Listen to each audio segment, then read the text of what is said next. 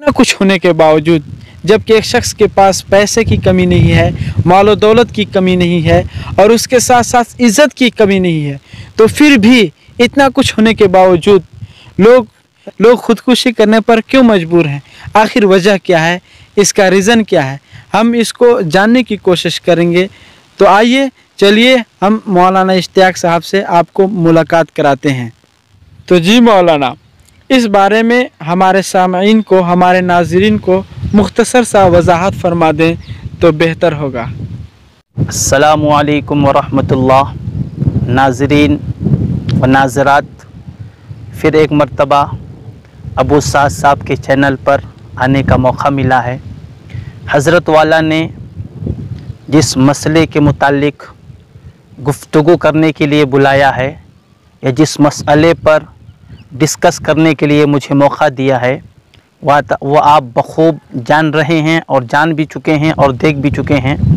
वो है फ़िल्मी अदाकार का नाम सुशांत सिंह राजपूत है, जिसने किसी परेशानी की वजह से, किसी दिक्कत की वजह से अपने घर के अंदर ही सुसाइड, आत्महत्या और ख़ुदकुशी कर ली है। इसकी क्या वजह है, इसके पीछे क्या राज है, इसके पीछे क्या दिक्कतें हैं, वो मुझे तो मालूम नहीं। महाराष्ट्र और मुंबई और बांद्रा की पुलिस और सीबीआई तलाश में लगी है। लेकिन जो दूसरी वजह निकल कर आती है वो ये है कि इंसान के अंदर जो सुकून होना था, जो क़ल्बी इत्मीनान था, शायद वो उसके अंदर से छिन गया था। तो हकीकत में दोस्तों, अगर इंसान चाहता है कि वो खुशी की ज़िंदगी गुजारे और वो चाहता है कि सुकून की ज़िंदगी गुजारे, दिली इत्मीनान के साथ ज़िंदगी गुजारना चाहता है, तो उसको अल्लाह और उसके रसूल की तालीमात की तरफ आना पड़ेगा। अल्लाह कुरान में फरमाते हैं, सूरह रअद आयत नंबर 28, अल्लाह का फरमान है, अल्लज़ीना आमनू व तत्मइन्नु क़ुलूबुहुम बिज़िक्रिल्लाह अला बिज़िक्रिल्लाहि तत्मइन्नुल क़ुलूब। अगर सुकून की ज़िंदगी गुजारना चाहते हो, खुशहाली की ज़िंदगी चाहते हो, तो वो हम अल्लाह के याद में, अल्लाह के ज़िक्र में गुजारेंगे तो हमारी अच्छी ज़िंदगी गुजरेगी। तो इस फिल्म अदाकार ने जो सुसाइड किया है, अल्लाह ने दुनियावी एतबार से देखा जाए तो बेशुमार नेमतों से नवाजा था। इज़्ज़त भी, शोहरत भी, मालदारी भी, बिल्डिंगें भी, कार भी, नौकर चाकर भी, हर चीज़ से अल्लाह ने नवाजा था। लेकिन अल्लाह ने सुकून नहीं नवाजा था। अल्लाह ने सुकून से इसे बिल्कुल गाफिल कर दिया था। बेसुकूनी और बेकरारी इसके अंदर आई थी। एक बात है, अगर इंसान, और उसमें से ख़ास करके मुसलमान, अगर इसे कोई परेशानी लाहिक होती है, कोई दिक्कत पहुंचती है, तो इंसान, मुसलमान उम्मत मुहम्मदिया कभी भी ख़ुदकुशी करने के लिए आमादा नहीं होता, उसके करीब भी नहीं जाता, सोचता भी नहीं है, क्योंकि वो अल्लाह की तरफ से है। नबी की तालीमात से उन्हें आरास्ता किया गया है कि ख़ुदकुशी इस्लाम में हराम है।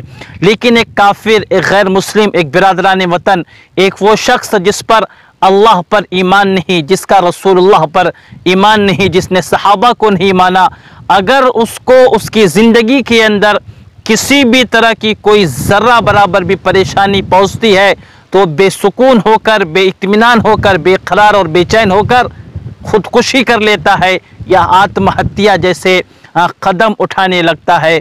तो ये तो मुख्तसर सा उसके बारे में है, सुशांत के बारे में।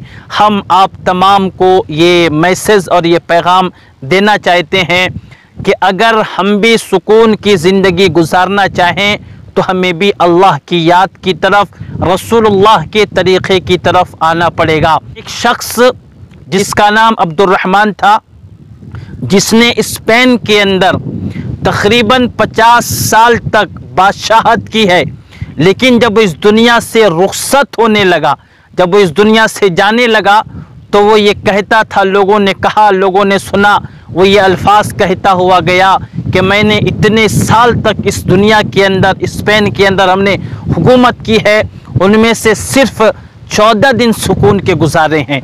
तो दोस्तों, सुकून दुनियावी ज़िंदगी में नहीं है, सुकून अल्लाह की याद में है।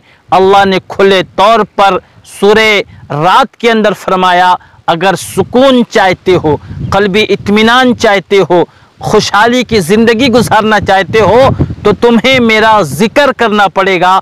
और ज़िक्र क्या है? ज़िक्र है अल्लाह की याद में अल्लाह के अल्फाज कहना, या कलमे पढ़ना, या इस्तिग़फ़ार करना, या नबी अलैहिस्सलाम पर दुरूद शरीफ पढ़ना। तो अगर हमारे अंदर ये चीज़ें आ गई, अगर हम अल्लाह को याद करने वाले हो गए, तो दुनिया की अगर सारी परेशानियां भी हमारे ऊपर आ जाएंगी तो भी हम बेसुकून नहीं होंगे, बल्कि हम अल्लाह की तरफ से हम पर अल्लाह का रहम होगा और हम बेइत्मीनानी और बेसुकूनी से बच जाएंगे और खुशहाली की ज़िंदगी गुजारेंगे। बहरहाल दोस्तों, साथ साहब ने सवाल करा था, जो सवाल इन्होंने किया था कि जो उनके चाहने वाले हैं, जो उनके मानने वाले हैं, जो उनके करीबी हैं, हमारे मुसलमान भाई नबी अलैहिस्सलाम के उम्मती, वो इतने चाहत में बढ़ चुके हैं कि उनके लिए दुआए इस्तिग़फ़ार और दुआई या कलिमात कहने पर भी आमादा हो चुके हैं। हालांकि मुसलमान के किसी काफिर के बारे में इस्तिग़फ़ार अगर करना चाहता है या करता है तो अल्लाह के यहाँ काबिल कबूल नहीं है।